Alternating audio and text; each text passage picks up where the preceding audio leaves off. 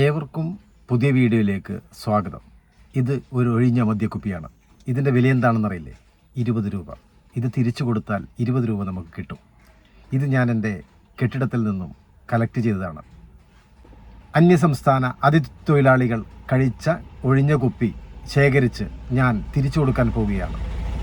കൊടുക്കേണ്ടത് കണ്ണൂർ ജില്ലയിലെ പാടിക്കുന്നിൽ. പക്ഷേ പ്രശ്നം എന്താണെന്ന് വെച്ചാൽ ഇന്ന് 20-ാം തീയതി ആഗസ്റ്റ് 2026 ഈ പദ്ധതി ഇവിടെ നിർത്തുകയാണ് സർക്കാർ.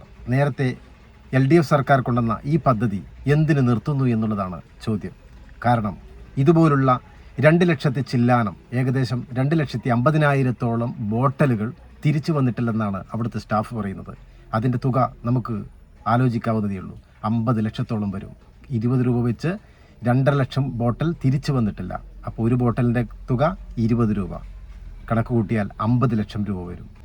ഏതായാലും ഈ ബോട്ടൽ തിരിച്ചു കൊടുക്കാനുള്ള ഒരു യാത്രയിലാണ് ഞാൻ. നോക്കാം ഇനി പാടിക്കുന്നിലെ ബിവറേജിലെ വിശേഷങ്ങൾ. ഏവർക്കും കണ്ണൂർ ഷറഫ് എന്നെ യൂട്യൂബ് ചാനലിലെ പുതിയ വീഡിയോയിലേക്ക് സ്വാഗതം. അങ്ങനെ പാടിക്കുന്ന് ബിവറേജ് ലക്ഷ്യമാക്കി എൻ്റെ വാഹനം നീങ്ങുകയാണ്. ഈ ബോട്ടൽ ഇതുവരെ ഞാൻ അവിടെ കൊടുത്തിട്ടില്ല. അതിൻ്റെ കൗണ്ടറും എനിക്കറിയില്ല. ഏതായാലും ഒരു പുതിയ അനുഭവമാണ്. നല്ലത് നിർത്തേണ്ട ആവശ്യമൊന്നുമില്ല. നല്ല കാര്യങ്ങൾ നമുക്ക് മുന്നോട്ട് കൊണ്ടുപോകുക. അതെങ്ങനെ കൂടുതൽ ജനകീയമാക്കാമെന്നാണ് നോക്കേണ്ടത്.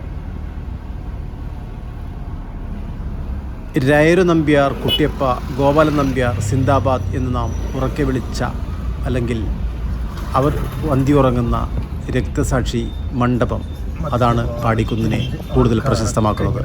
ഇന്ന് ഈ ബിവറേജ് കൂടി വന്നതോടുകൂടി പാടിക്കുന്ന് ആകെ തിരക്കോട് തിരക്കാണ്. ഇതാണ് കണ്ണൂർ ജില്ലയിലെ ഒരു പ്രധാന ബിവറേജ് ഔട്ട്ലെറ്റ്. വലിയ കച്ചവടം നടക്കുന്ന ഒരു ഏരിയയാണിത്.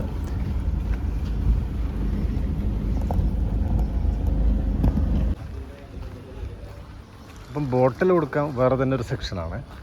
സാധാരണ മദ്യം മേടിക്കേണ്ട സെക്ഷനിലല്ല ഉള്ളത്. ഇതിലേക്ക് കയറിയാണ് ഈ ബോട്ടിൽ കൊടുക്കേണ്ടത്.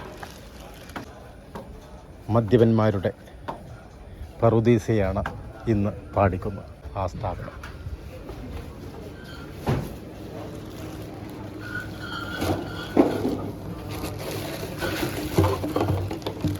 ചേച്ചി ഇന്നും കൂടിയേ ഉള്ളൂ? ആ, വേണ്ടാത്തവരെ പണിയെടുത്ത് വെച്ചിട്ട് അമ്മോ.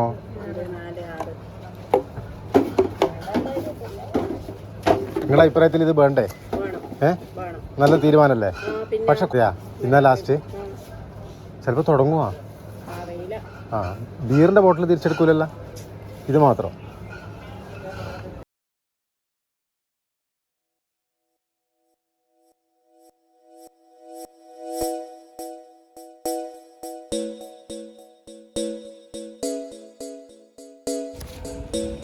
$120 രൂപ 6 ബോട്ടലിനാണ് എനിക്ക് കിട്ടിയത്.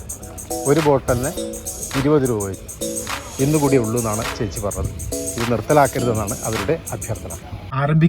പുനരാരംഭിക്കണം എന്നാണ് എനിക്ക് വിനീതമായി അഭ്യർത്ഥിക്കാനുള്ളത്.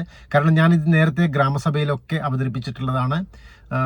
ടൂറിസ്റ്റ് ഏരിയയിലൊക്കെ പോയാൽ അവിടെ പ്ലാസ്റ്റിക് ബോട്ടിൽ ഇടാതിരിക്കാനുള്ള ഇത്തരം പദ്ധതികൾ അവിടെ നടപ്പിലാക്കിയിട്ടുണ്ടായിരുന്നു.